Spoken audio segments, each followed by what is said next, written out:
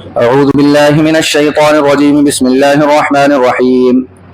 والوالدات يرضعن أولادهن حولين كاملين لمن أراد أن يتم الرضاعة وعلى المولود له رزقهن وكسوتهن بالمعروف لا تكلف نفس إلا وسعها لا تضار والدة بولدها ولا مولود له بولده وعلى الوارث مثل ذلك فإن أرادا فصالا عن تراض منهما وتشاور فلا جناح عليهما وإن أردتم أن تسترضعوا أولادكم فلا جناح عليكم إذا سلمتم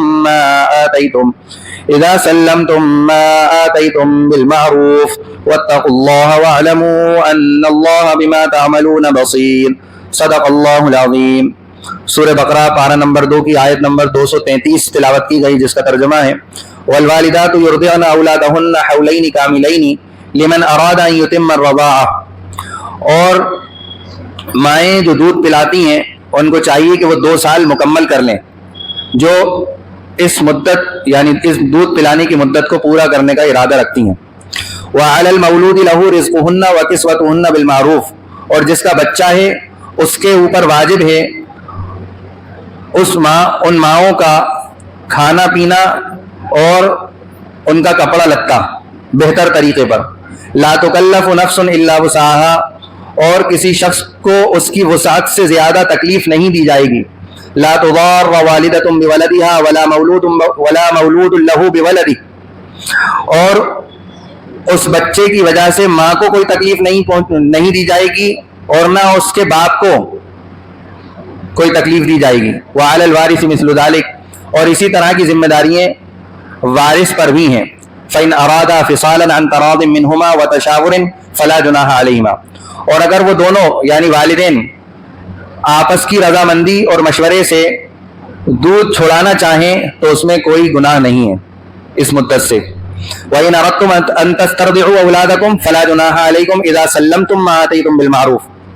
اور اگر تم چاہتے ہو کہ تم اپنے بچوں کو کسی اور سے دودھ پلواؤ، کسی دائی سے، تو تم پر کوئی گناہ نہیں ہے جبکہ تم وہ اس کو دے دو جو تم نے اجرت اس کی طے کر رکھی ہے بہتر طریقے پر. واتقوا اللہ. اور اللہ سے ڈرتے رہو. واعلموا ان اللہ بما تعملون بصیر. اور یہ بات جان لو کہ اللہ تعالیٰ ہر چیز کو خوب جانتے اور دیکھتے ہیں، سب کاموں کو خوب دیکھتے ہیں. یہ اس آیت کا ترجمہ تھا. طلاق کے بعد یہ آیت لانے کی وجہ یہ رہی کہ بہت سی مرتبہ بچہ چھوٹا ہوتا ہے، ماں باپ طلاق دے دیتے ہیں، یا بیوی حاملہ ہوتی ہیں، پریگننٹ ہوتی ہیں، اس درمیان طلاق دے دی.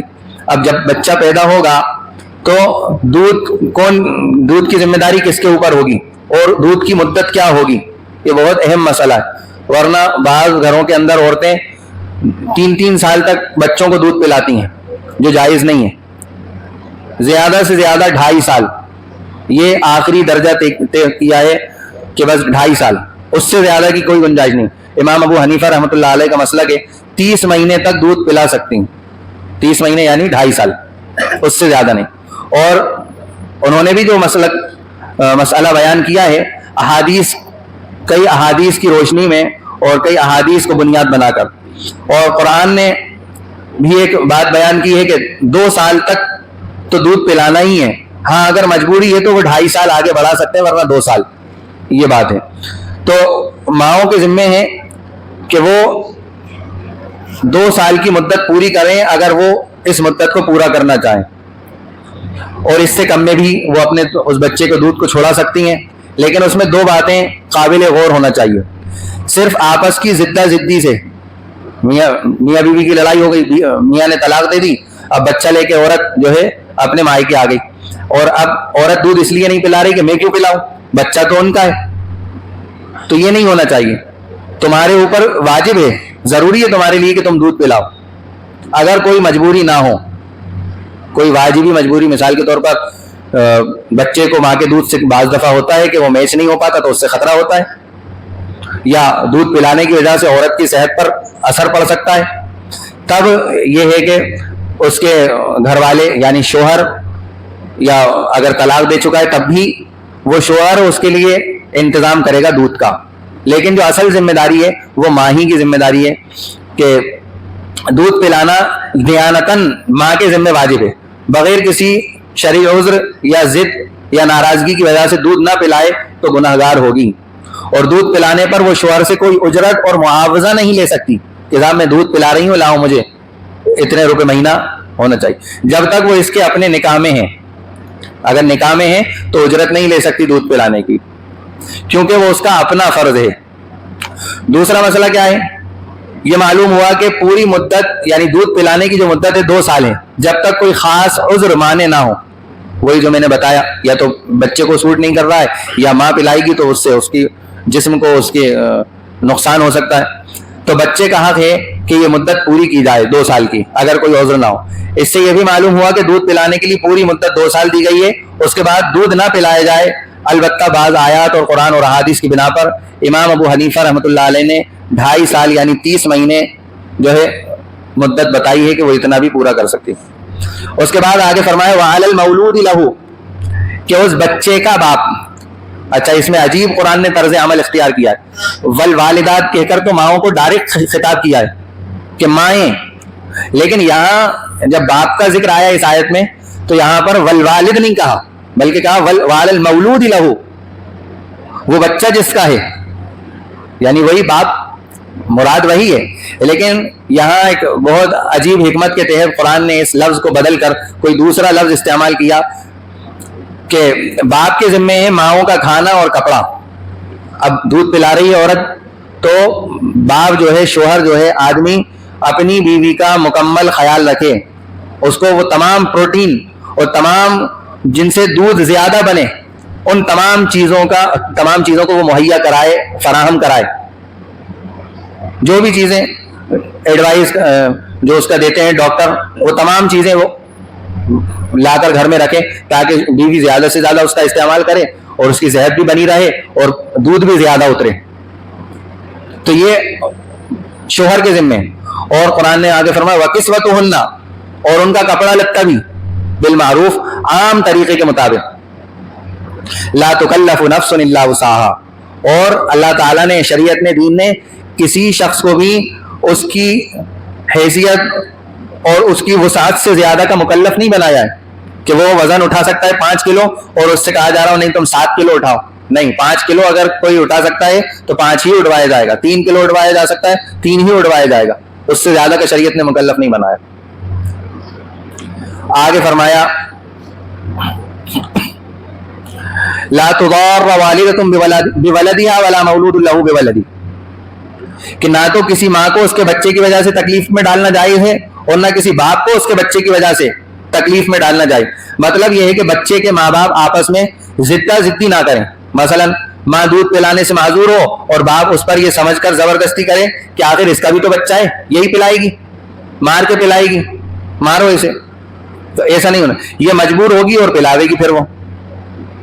یا باپ مفلس ہے، اس کی اتنی انکم نہیں ہے، کمائی نہیں ہے، معذور ہے کسی وجہ سے، ہاتھ پیروں سے معذور ہے، اور ماں کو کوئی معذوری بھی نہیں، پھر دودھ پلانے سے اس لیے انکار کرے کہ اس کا بھی تو بچہ ہے.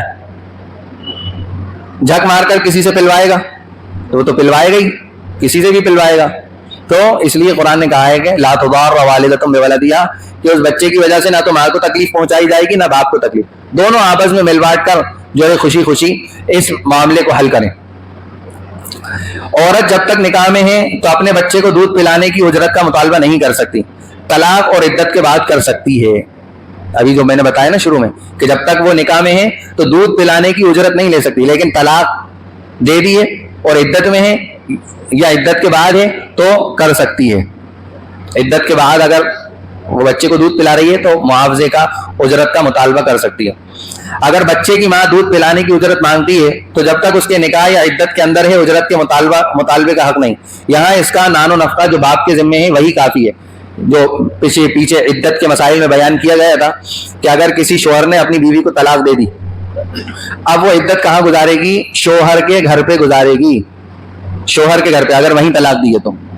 اور سارے کھانے پینے کا، کپڑے لتے کا انتظام شوہر کرے گا، اور جب عدت پوری ہو جائے گی تو اس کو کچھ ہدیہ تحفہ دے کر، اس کا مہر نہیں دیا تھا تو مہر بھی دے کر، اور 1-2 جوڑے کپڑے اپنی حیثیت کے مطابق اس کو دے کر خوشی خوشی اسے روانہ کرے، لڑائی جھگڑے کے بغیر. یہ قرآن، یہ اسلام کا جو ہے پیغام ہے، اور یہ اسلام کا مزاج ہے. اسلام کے اندر لڑائی جھگڑا نہیں ہے. اگر آپس داری سے معاملہ بن رہا ہے تو رہیے، نہیں بن رہا ہے تو خوشی خوشی چلے جائیے. تو جب تک وہ عدت گزار رہی ہے تو وہ نان و نفقہ کافی ہے، دودھ پلانے کی الگ سے اجرت نہیں لے. مزید اجرت کا مطالبہ باپ کو ضرر پہنچانا ہے. اور اگر طلاق کی عدت گزر چکی اور نفقے کی ذمہ داری ختم ہو چکی کھلانے پلانے کی، اب اگر یہ طلاق شدہ بیوی اپنے بچے کو دودھ پلانے کا معاوضہ باپ سے مانگتی ہے تو باپ کو دینا پڑے گا، کیونکہ اس کے خلاف کرنے میں ماں کا نقصان ہے. لیکن شرط یہ ہے کہ یہ معاوضہ اتنا ہی مانگے جتنا کوئی دوسری عورت لیتی ہے دودھ پلانے کا. زیادہ کا مطالبہ کرے گی تو باپ کو حق ہوگا کہ اس کی بجائے کسی اور سے دودھ پلوا لے، وہ کہ بھائی ہمیں تم سے نہیں پلوانا اپنے بچے کو، ہم تو کسی اور لیڈی کو ہائر کر لیں گے اور اس سے دودھ پلوا لیں گے، تم 200 کی جگہ 600 روپے مانگ رہی ہو. اسی طرح یتیم بچے کے دودھ پلانے کی ذمہ داری آگے قرآن نے فرمایا وَعَلَى الْوَارِثِ مِثْلُ ذَلِكَ، یعنی اگر باپ زندہ نہ ہو تو بچے کو دودھ پلانے یا پلوانے کا انتظام اس شخص پر ہے جو بچے کا جائز وارث اور محرم ہو. یعنی اگر بچہ مر جائے تو جن کو اس کی وراثت پہنچتی ہے وہی باپ نہ ہونے کی حالت میں اس کے نفقے کے ذمہ دار ہوں گے. یعنی دودھ پلانے کے بھی اگر وہ 2 سال کی مدت تک ہے تو دودھ بھی پلائیں گے، اور جب تک وہ بالغ نہیں ہو جاتا تب تک اس کے تمام اخراجات کی کفالت کریں گے، اخراجات اٹھائیں گے. مثال کے طور پر دادا ہیں، چچا ہیں جو قریبی ہیں بالکل، اور دادا کو اپنے بیٹوں سے زیادہ ذمہ داری اس یتیم پوتے کی نبھانا ان دادا کے اوپر ضروری ہے. یتیم پوتے کی بیٹوں سے زیادہ، سگے بیٹوں. لیکن اگر بیٹے موجود ہیں تو پوتا دادا کی وراثت میں شامل نہیں ہوگا اگر بیٹے موجود ہیں. ہاں، وصیت اگر دادا کرنا چاہیں تو جتنی چاہیں اتنی کر سکتے ہیں، چاہے بیٹوں کی وراثت سے بھی زیادہ ہو جائے اتنی بھی کر سکتے ہیں. تو یہ ایک مسئلہ. دوسرا، دودھ چھڑانے کے احکام. فَإِنْ أَرَادَا فِصَالًا عَنْ تَرَاضٍ مِّنْهُمَا وَتَشَاوُرٍ فَلَا جُنَاحَ عَلَيْهِمْ، آپس کی رضامندی اور آپس کے مشورے سے، میاں بیوی آپس کی رضامندی اور آپس کے مشورے سے 2 سال سے کم میں بھی اگر دودھ چھڑوانا چاہیں تو فَلَا جُنَاحَ عَلَيْهِمَا، کوئی گناہ نہیں ہے بدرجہ مجبوری. یعنی اگر بچے کے ماں باپ دونوں آپس کی رضامندی اور آپس کے مشورے سے یہ ارادہ کریں کہ یہ دودھ پیتے بچے کی مدت یعنی 2 سال سے کم میں ہی دودھ چھڑا دیں، چاہے ماں کی معذوری کے سبب یا بچے کی کسی بیماری کے سبب ہو، تو اس میں بھی کوئی گناہ نہیں. پھر آگے فرمایا وَإِنْ أَرَدْتُمْ أَنْ تَسْتَرْضِعُوا أَوْلَادَكُمْ، کہ اگر تم کسی انا سے، کسی دائیا سے اپنی اولاد کا، اپنے بچے کو دودھ پلوانا چاہتے ہو تو فَلَا جُنَاحَ عَلَيْكُمْ، اس میں بھی تم پر کوئی گناہ نہیں ہے. لیکن اس میں یہ خیال رکھنا ہے اذا سلمتم ما آتیتم بالمعروف، کہ اس میں پہلے ہی آپ کو طے کرنا ہے کہ بھائی کیا فیس رہے گی آپ کی، کیا اجرت رہے گی، اور وہ طے ہو جائے تو پھر اسی کے مطابق اس کو اجرت دو، اس میں کمی زیادتی مت کرو. یہ سب بیان کرنے کے بعد آگے اللہ تبارک و تعالیٰ نے پھر وہی آخرت اور اللہ کی طرف سب کے رخ کو موڑ دیا کہ یہ سب کام تم تب کر سکتے ہو جب تمہارا یہ یقین ہوگا کہ اللہ تمہیں دیکھ رہا ہے اور آخرت میں تمہیں حساب دینا ہے. یہ تب کر سکتے ہو. اگر تم اس یقین کے اندر کمزور ہوگے تو پھر تم ان احکامات کے اندر بھی کوتاہی کرو گے. واتقوا اللہ، اور یاد رکھو یہ سارے معاملات جو بیان کیے اس کے بعد تم اللہ سے بھی ڈرتے رہو. وَاعْلَمُوا، اور جان لو ان اللہ بما تعملون بصیر، کہ جو کچھ تم کر رہے ہو سب دیکھ رہا ہے، دور سے بیٹھا ہوا اللہ سب دیکھ رہا ہے، ساری چیزوں پر نگاہ ہے اس کی، کوئی چیز اس سے پوشیدہ نہیں ہے. تو یہ اس آیت کی کچھ تفسیر تھی. اچھا، انہی آیت سے 2 رکوع پہلے ایک آیت گزری ہے، مختصر انداز میں بتا دوں گا آپ کو، کیونکہ وہ اس وقت کا لیٹسٹ ٹاپک چل رہا ہے، ٹرینڈ چل رہا ہے اس پر. ابھی 3-4 غالباً رمضان میں وہ آیت گزری ہے. ہاں، نساؤکم حرث لکم فاتوا حرثکم انا شئتم وقدموا لانفسکم. اور یہ بہت اچھی طرح وضاحت کے ساتھ بتایا گیا تھا کہ اس آیت کا مطلب کیا ہے. کچھ لوگ اس آیت کے مطلب کو غلط بیان کر اسلام کے اوپر داغ لگانا چاہ رہے ہیں، لیکن وہ اپنی اس کوشش میں اور اپنی اس محنت میں کامیاب نہیں ہو سکتے، کیونکہ جو قرآن نے بیان کیا ہے وہ بالکل حق اور صاف اور واضح ہے، اور وہ تمام لوگوں کی زندگی کو خوشگوار اور اچھی طرح بنانے کے لیے. اس آیت کا مطلب کیا ہے؟ نساؤکم حرث لکم، تمہاری بیویاں تمہاری کھیتی ہیں. اس جملے کا مطلب یہ ہے کہ بھائی جو تمہیں یہ کہا جا رہا ہے کہ صحبت کرو، ہم بستری کرو، اور اس سے تمہیں ثواب بھی ملے گا، لیکن کرنا کہاں ہے؟ کرنا ہے آگے کی طرف, آگے کے راستے میں, پیچھے کے راستے میں نہیں کرنا. کیوں؟ کیونکہ کچھ دوسری قوموں نے یہ چلن چلا دیا تھا کہ کہیں بھی کرو اس سے کوئی فرق نہیں پڑتا, لیکن اللہ تبارک و تعالیٰ نے فرمایا کہ ادھر ادھر منہ مارنے کی ضرورت نہیں ہے, جو کھیتی کی جگہ ہے اس جگہ کرو. کیوں؟ کیونکہ اس سے فائدہ یہ ہوگا کہ پیداوار ہوگی, اور یہی مقصود ہوتا ہے. بھائی انسان یہ چاہتا ہے کہ میری نسل بڑھے, میرے کام کو, میرے کاروبار کو اور میری وراثت کو سنبھالنے والے پیدا ہوں, یہی تو چاہتا ہے.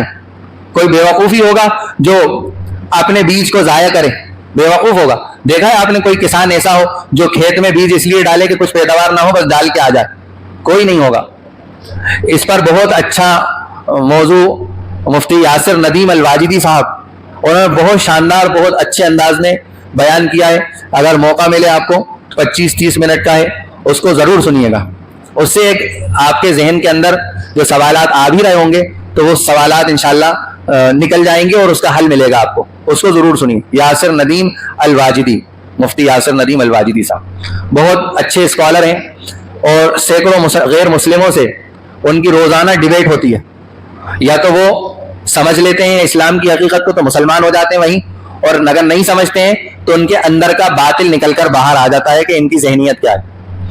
دوسری چیز, آپ جن علاقوں کے ذمہ دار ہیں وہاں ہم کوشش یہ کرنا ہے کہ وہ ایکس مسلم سمیر کے نام کا ایک چینل ہے, اس کو آپ اپنے موبائل جو چلانا جانتے ہیں ان کے ذریعے سے رپورٹ کروانا ہے, رپورٹ کرائیں اسے, اس کے چینل کو بند کروانا ہے.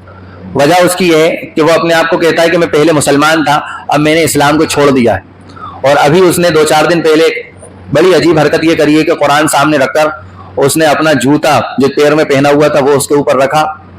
اللہ اس ملعون مردود کو فوراً کسی نہ کسی عذاب کے اندر مبتلا کر دے. اور اس نے پھر اس قرآن کو پھاڑا, ورقے پھاڑے اس کے, اور اس کا ویڈیو بھی بنایا لائیو. تو اس کی رپورٹ بھی کرنا ہے چینل پر, اور اپنے علاقے کے تھانوں کے اندر اس کی FIR بھی درج کرانا. اب مسلمانوں کے اندر اتنی ہمت تو بچی نہیں ہے. ہمت صرف اپنی ذات تک محدود ہے کہ اگر کوئی مجھے گالی دے رہا ہے, میرے ماں باپ کو کوئی گالی دے رہا ہے تو میں اس کا جواب دینے کے لیے تیار رہتا ہوں, لیکن میرے اللہ کی کتاب کو یا میرے رسول کو کوئی گالی دے رہا ہے تو پھر میں باتیں کرتا رہتا ہوں کہ ارے ہمارے علماء کچھ کہیں, کوئی ہم سے کہے, پھر دیکھو ہم کیا کرتے ہیں. خود سے نہیں کریں گے, لیکن اگر خود کے اوپر کوئی بات آتی ہے, خود کے ماں باپ کے اوپر کوئی بات آتی ہے, تب کوئی بھی انسان کسی عالم کے اجازت کا انتظار نہیں کرتا, وہ فوراً خود ہی فیصلہ کر دیتا ہے. لیکن یہاں فیصلہ کرنے کی ہمت باقی نہیں رہی ہے مسلمانوں کے اندر. اللہ کرے کہ کوئی ایسا کھڑا ہو جائے اور اس معاملے کا فیصلہ کر دے. اللہ تعالی ہم سب کو ان تمام فتنوں سے جو اس وقت چل رہے ہیں بچنے کی توفیق عطا فرمائے. صحیح دین جان کر سمجھ کر علماء, سچے علماء, پکے علماء کی صحبت سے سچا دین حاصل کر کے اس پر زندگی گزارنے کی توفیق عطا فرمائے. سبحان اللہ وبحمدہ, سبحانک اللہم وبحمدک, نشہد ان لا الہ الا انت, نستغفرک ونتوب الیک. سبحان ربک رب العزۃ عما یصفون وسلام علی المرسلین والحمد للہ رب العالمین.